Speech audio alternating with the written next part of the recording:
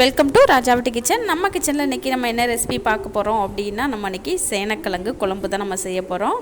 வாங்க எப்படி செய்யலான்னு பார்க்கலாம். வாங்க வீடியோக்குள்ளே போகலாம்.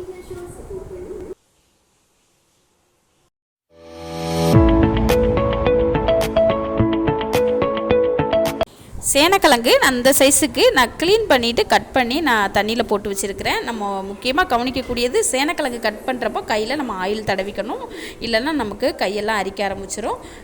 ஸ்டவ் ஆன் பண்ணி ஒரு பாத்திரத்தில் தண்ணி எடுத்து வச்சுட்டேன். தண்ணி கொதி வர ஆரம்பிச்சிருச்சு. நம்ம இந்த சேனக்கிழங்கை கொதிக்கிற தண்ணியில் சேர்த்து நம்ம வேக வச்சிடலாம்.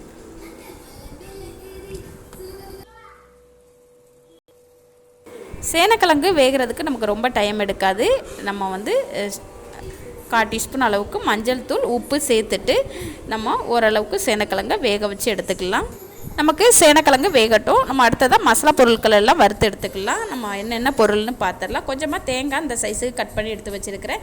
ஒரு 2 டேபிள் ஸ்பூன் அளவுக்கு வேர்க்கடலை எடுத்து வச்சுருக்கிறேன். 1 டீஸ்பூன் அளவுக்கு பெருஞ்சீரகம், ஒரு துண்டு பட்டை, 2 கிராம்பு, ஒரு 10 சின்ன வெங்காயம், இதெல்லாம் நான் எடுத்து வச்சுருக்கிறேன். நம்ம எல்லாத்தையுமே நம்ம ஒன்றா சேர்த்துடலாம். ஸ்டவ் ஆன் பண்ணி கடாயை எடுத்து வச்சிடலாம். எல்லாத்தையுமே ஒன்றா சேர்த்துட்டு நம்ம ஆயில் எதுவும் சேர்க்க வேண்டாம், நல்லா வறுத்து எடுத்துக்கலாம். நம்ம ஸ்டவ்வை சிம்மிலே வச்சுட்டு நல்லா பொறுமையாக கலந்து விட்டு நம்ம வறுத்து எடுத்துக்கலாம்.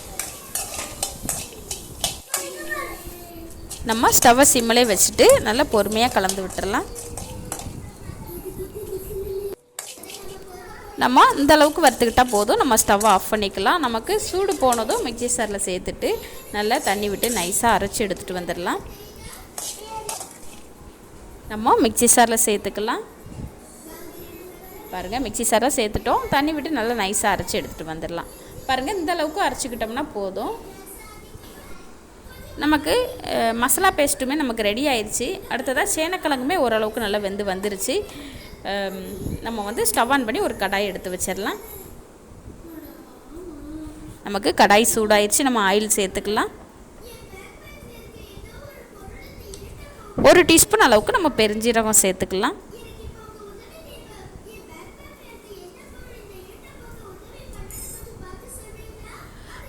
1 கப் அளவுக்கு பெரிய வெங்காயம் நான் தோல் நீக்கிட்டு கட் பண்ணி எடுத்து வச்சுருக்கிறேன். நம்ம ஒன்றா சேர்த்துட்டு நல்லா கலந்து விட்டுடலாம். கூடவே ஒரு 1/2 டீஸ்பூன் அளவுக்கு நம்ம உப்பு சேர்த்துட்டு கலந்து விட்டுடலாம். நமக்கு வெங்காயம் ஓரளவுக்கு நல்லா வதங்கி வரணும். நல்லா பொறுமையாக கலந்து விட்டுடலாம். கொஞ்சமாக கருவேப்பிலை சேர்த்துக்கலாம். நமக்கு இந்த சேனக்கிழங்கு மசாலாவெல்லாம் சேர்த்து நம்ம செய்கிறப்போ நமக்கு அப்படியே ஒரு கறி குழம்பு சுவை நமக்கு அப்படியே இருக்கும். பாருங்கள், நமக்கு வெங்காயம் ஓரளவுக்கு நல்லா வதங்கி வந்துடுச்சு. இந்த டைமில் 2 மீடியம் சைஸ் தக்காளி நான் கட் பண்ணி எடுத்து வச்சுருக்கிறேன். நம்ம ஒன்றா சேர்த்துக்கலாம்.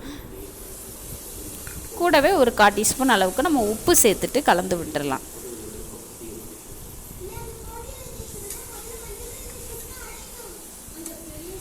அடுத்ததாக நம்ம மசாலா பொடியெல்லாம் சேர்த்துக்கலாம். ஒரு சின்ன டீஸ்பூன் அளவுக்கு 1 டீஸ்பூன் அளவு மஞ்சள் தூள், 1 டீஸ்பூன் அளவுக்கு வரமிளகாத்தூள், 1 டேபிள் ஸ்பூன் அளவுக்கு மல்லித்தூள் நம்ம சேர்த்துட்டு நல்லா கலந்து விட்டுடலாம். நமக்கு மசாலா பொடியோட பச்சை வாசனை எல்லாம் போகணும். நம்ம ஸ்டவ்வை சிம்மிலே வச்சுட்டு நல்லா பொறுமையாக கலந்து விட்டுடலாம்.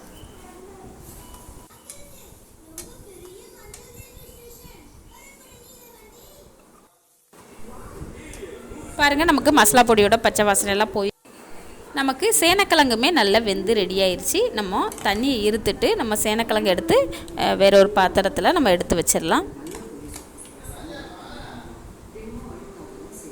பாருங்கள், சேனக்கிழங்கு எல்லாத்தையுமே நம்ம தண்ணியை இருத்துட்டு நம்ம எடுத்து வச்சிட்டோம். பாருங்கள், சேனக்கிழங்கு நமக்கு இந்த அளவுக்கு வெந்திருக்கணும். நம்ம இந்த சேனக்கிழங்கை இந்த மசாலாவோடு நம்ம ஒன்றா சேர்த்துட்டு நல்லா கலந்து விட்டுடலாம்.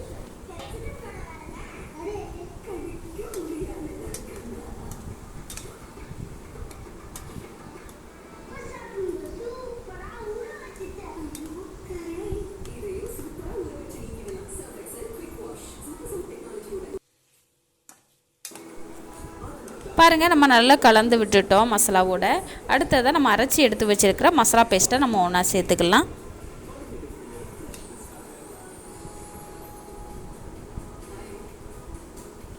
மிக்ஸி ஜாரில் கொஞ்சமாக தண்ணி விட்டு நம்ம ஒன்றா சேர்த்துக்கலாம். கூடவே நம்ம சேனக்கிழங்கு குழம்புக்கு தேவையான அளவு தண்ணியும் நம்ம சேர்த்துக்கலாம். சேர்த்துட்டு நல்லா கலந்து விட்டுடலாம்.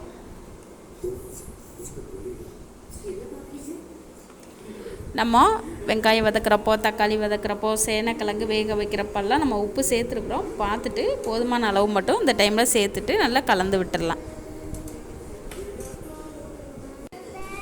அவ்வளோதாங்க. நல்லா கொதி வந்து நமக்கு எண்ணெய் பிரிஞ்சு வந்ததும், குழம்பு கொஞ்சம் திக்காக வந்ததும் நம்ம ஸ்டவ் ஆஃப் பண்ணிக்கலாம். நமக்கு வந்து சேனக்கிழங்கு குழம்பு சூப்பராக நமக்கு ரெடி ஆயிரும்.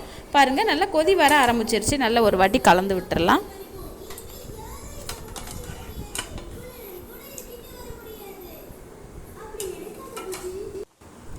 நமக்கு குழம்பு நல்ல எண்ணெய் பிரிஞ்சியும் வந்து நமக்கு கொஞ்சம் திக்காகவும் வந்துருச்சு. நல்லா ஒரு வாட்டி கலந்து விட்டுடலாம். நம்ம கொஞ்சம் நல்லா திக்காக வந்ததுக்கப்புறம் நம்ம ஸ்டவ் ஆஃப் பண்ணிக்கலாம். அப்படியே நமக்கு கறி குழம்பு டேஸ்ட்டு அப்படியே நமக்கு இருக்கும். இதே போல் ஒரு வாட்டி நீங்களும் ட்ரை பண்ணி பாருங்கள். நமக்கு குழம்பு நல்ல எண்ணெய் பிரிஞ்சு வந்து நமக்கு குழம்பு கொஞ்சம் திக்காகவும் நல்லா வந்துருச்சு. அவ்வளோதாங்க. சூப்பரான டேஸ்டியான நமக்கு சேனக்கிழங்கு குழம்பு சூப்பராக நமக்கு ரெடி ஆயிடுச்சு. பாருங்கள் எவ்வளோ சூப்பராக நமக்கு ரெடி ஆகிருக்கு. நம்ம மல்லியில் சேர்த்துக்கலாம்.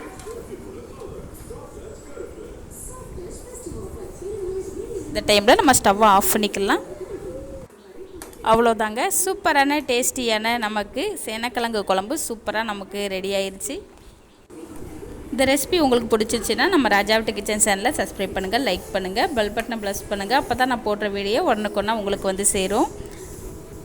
சேனக்கிழங்கு கட் பண்ணுறப்போ நீங்கள் வந்து கண்டிப்பாக கையில் வந்து ஆயில் வந்து தடவிட்டு நீங்கள் கட் பண்ணுங்கள், அல்லது அரிக்க ஆரம்பிச்சிடும். அதேமாதிரி கட் பண்ணுறப்போ சேனக்கிழங்கு கொஞ்சம் பெரிய சைஸ்க்காகவே கட் பண்ணிக்கலாம். இதே அளவுகளில் நீங்களும் ட்ரை பண்ணி பாருங்கள். புதுசாக பழகிறவங்க கூட ரொம்ப ஈஸியாக செய்யலாம். ரொம்ப சூப்பரான டேஸ்டியான நமக்கு சேனக்கிழங்கு குழம்பு சூப்பராக நமக்கு ரெடி ஆயிடுச்சு. இதே போல் நீங்களும் செஞ்சு சாப்பிட்டு பார்த்துட்டு எனக்கு கமெண்டில் சொல்லுங்கள். நன்றி, வணக்கம்.